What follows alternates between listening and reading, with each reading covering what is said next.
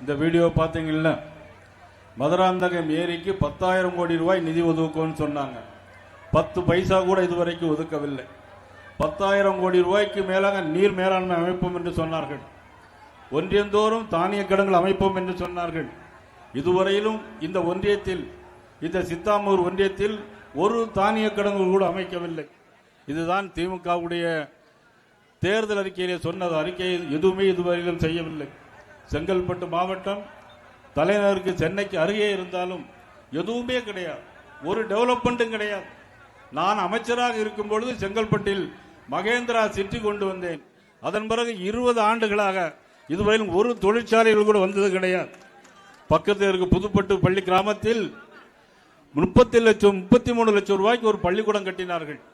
ஆனால் 33 லட்சம் ரூபாய் கட்டி முடித்து 3 மாதத்தில் இடிந்து விழுந்து 5 குழந்தைகள் இறந்து போனதுதான் மிச்சம்.